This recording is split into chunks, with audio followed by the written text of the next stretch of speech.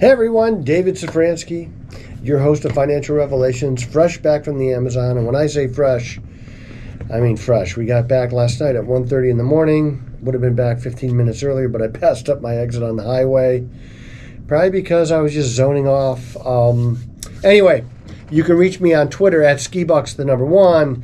You can listen on WCRF 1-800-344-2534 is our phone number. WCRF 103.3 Thursday mornings at 8 a.m. And you don't need to be here to listen. You could download the Moody Radio App and you can listen anywhere. We have people that listen all over the world. We have people that watch the podcast all over the world, which we're very thankful for. And even though we just came back, I'm still going to talk about the next well drill, nativosusa.org. You could be part of the well dig if you want to go. You could also be part of the well dig if you want to give. And any amount helps because the dollar is really strong right now over there. And it costs about, right now, $11,000 to $12,000 to drill a well. That's what it costs in diesel fuel and supplies and food, all the things that go into the boat. So in sad news, our good friend, Amazon Bob's wife, Margie, passed away yesterday. They're a wonderful couple, really, and their funding was instrumental in this well being dug. So we're going to miss Margie, and our hearts go out to you, Bob. We're praying for you. If you want to be nice to pray for Amazon Bob. He got that name. We gave him that nickname because he came to my office before the trip, and you know, he's a little bit older, and I thought, well, if he's just there for moral support, that'd be great. He outworked everybody. He is a machine. I don't know that he's human, but he got the name Amazon Bob because he was such a great worker, and that's what we call him. That's how everybody knows him, is they don't really know his name is just Bob. They think his name is Amazon Bob, and it is his name. Pastor Marcos from Mauez is going to come here in September. If you'd like to have him speak at your church or men's group or something like that, you got to let me know. Schedule's filling up. We're going to travel a little bit because there's a couple big churches that want him to speak, and they're big supporters, so we got to go there. Hey, it's the end of the quarter. By the time the next podcast is recorded, the quarter will have ended. We'll be a few days into the new quarter. You know, stocks are at all-time highs, but there could be some volatility here because a lot of money managers, mutual funds, people who do this for a living, they'll clock some gains right now and just make sure that they get paid. We don't do that because we're long-term investors, but a lot of people do. So there could be some volatility. You know, if the end of quarter is here, on the front end or the back end of that ending, a couple days into the new quarter, you could see some volatility. So you might want to just buckle up a little bit. There could be some more coming. But the economy remains fairly strong, but it's slowing. Inflation is really persistent, and it's not going away. It's kind of trending a little bit lower, but I think this last 1.5% is going to be really sticky because the administration is just spending money. And about that, there's a big debate tonight, the first presidential debate, and it is important because you're going to get to see the candidates kind of as they are. I think you see Trump as he is. I think you see Biden on drugs. I think, and I am a conspiracy theorist, but I don't think this is a conspiracy theory because we see President Biden lost. I mean, physically, mentally lost a lot of times. And I know the White House, the communications director, put out that these are deep fakes, but these are not deep fakes. This is who he is. I think they put him on and I don't have any inside information on this, but I think they put him on an Adderall mix and some other drugs to get him alert and, cognizant. I don't think he is otherwise. I don't know I think we know who's running the country. I don't think it's President Obama. So tonight's debate is important. I would show up an hour late if I were Trump to see if the drugs will wear off, but they're not going to do that. And I have a list of questions that I would want answered by President Biden tonight and I think our future president, President Trump, about how they're going to change these things. The number one thing is inflation. Right before we started recording, Corey and I were talking about, is life affordable? And the answer is, for 99% of the people, no.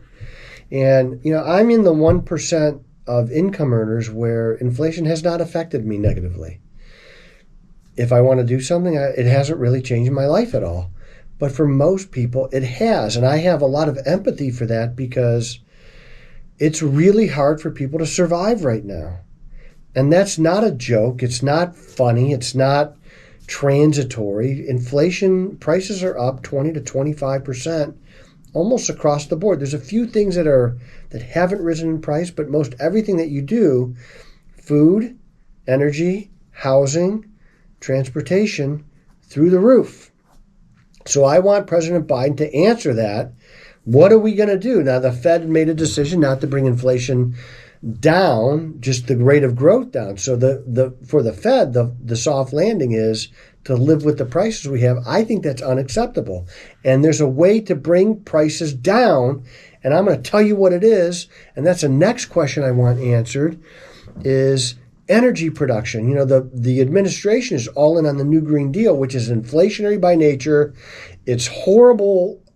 It's just horrible energy because it's low density, so you need a lot of it. It's expensive energy, and it's hard to reproduce as opposed to oil, natural gas, and nuclear. Nuclear would be a great way because the density of energy in nuclear is astronomical.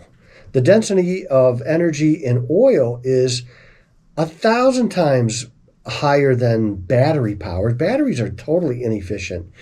So if I were Trump, I would be asking and demanding why we haven't used these things more. We stopped construction on the liquefied natural gas ports on the East Coast. That's new Green Deal junk coming at you.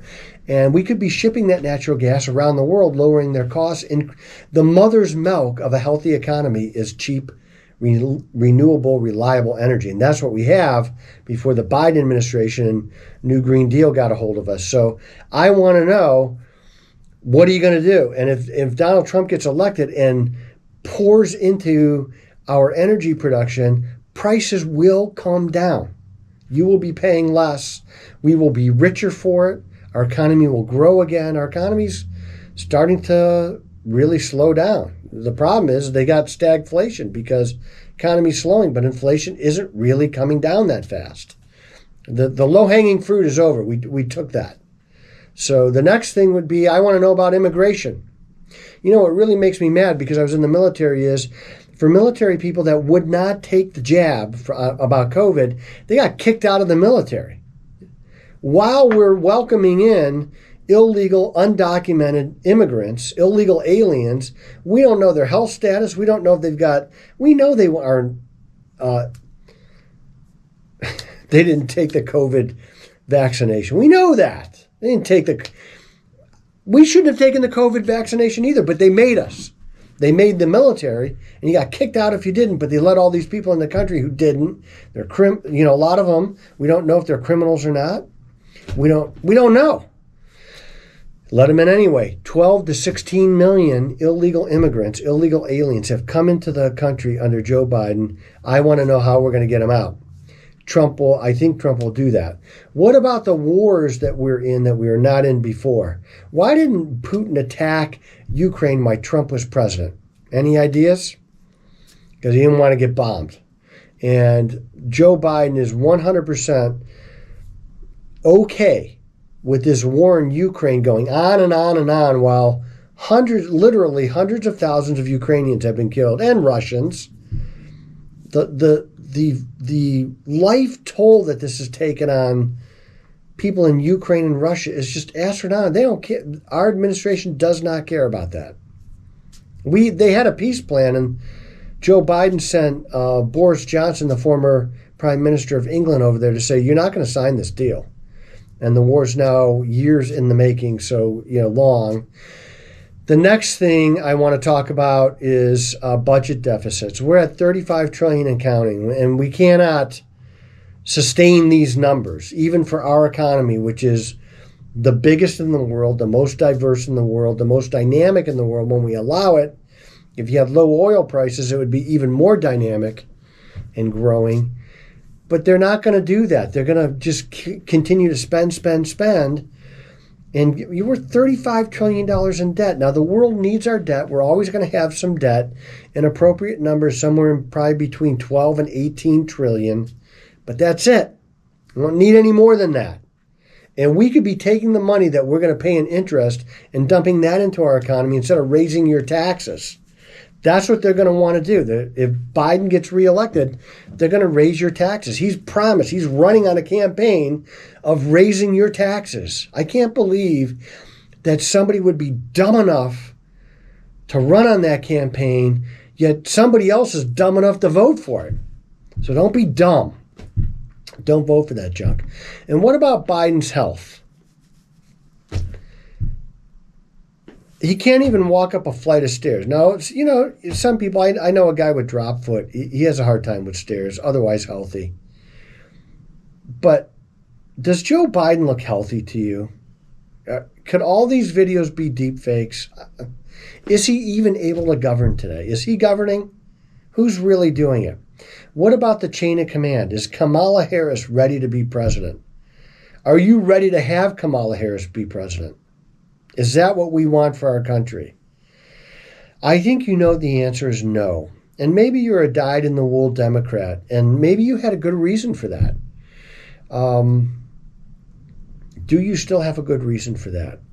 And I know that, a lot of people have a problem with Donald Trump's personality.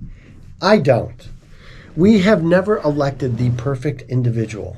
We never will. There's only one person that walked this earth that was perfect, and he's not here anymore, and he's not running for president. So anybody that we elect is going to have something about them that a lot of people don't like. And every election cycle, I hear the same thing. Isn't there better people we could pick? Well, this is who we picked. This is your choice. And in this case, it is a binary choice. It's either Trump or Biden. Nobody else is going to be elected president. Nobody else. Robert Kennedy or who's the Kennedy that's running? I don't even remember now.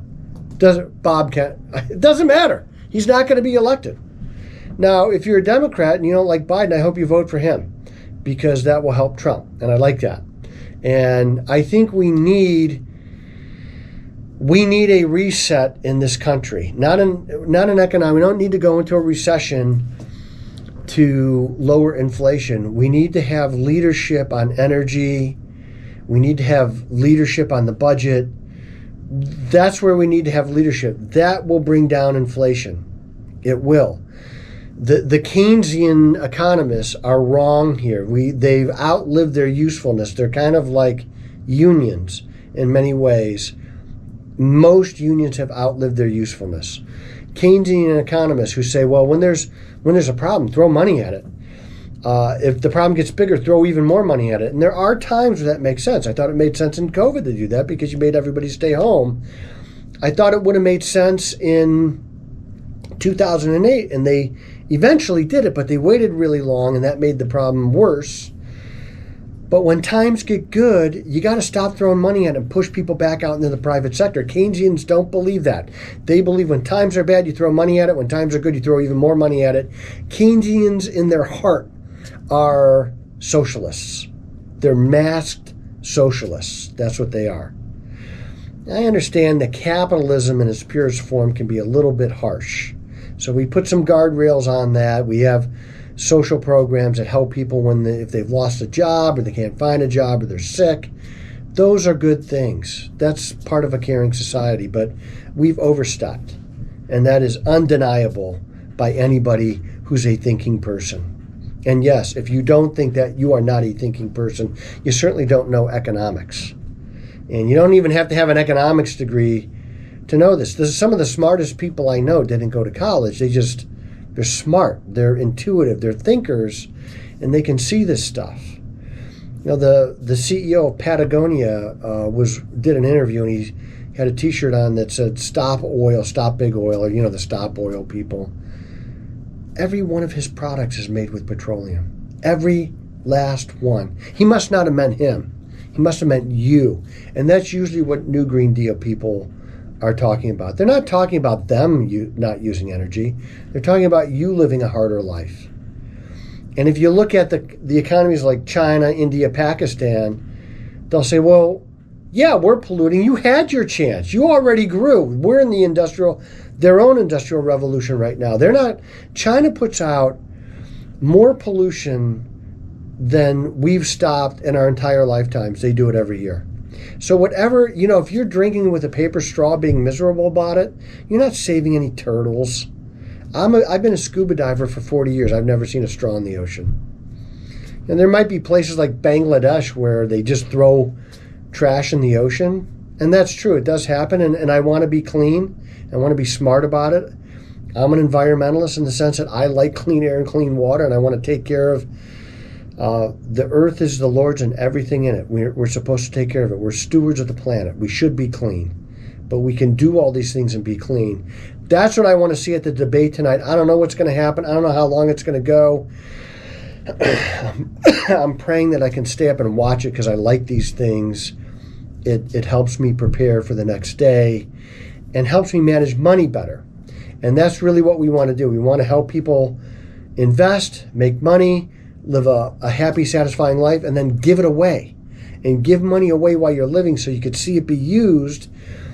And, maybe it's to your grandkids. Help your grandkids get educated, whether it's college or trade school, but also help lift some people up that are not doing as well as we are. That's one of the reasons why I go to the Amazon. We do a lot of other things here too locally, but that's one of the biggest things that we do. We love doing it. We'd love to have you be part of it. I am David Szafranski, a real American. I'm so glad to be back on American soil. I'm a true patriot, a gun-loving, gun-toting patriot, and the voice you can trust.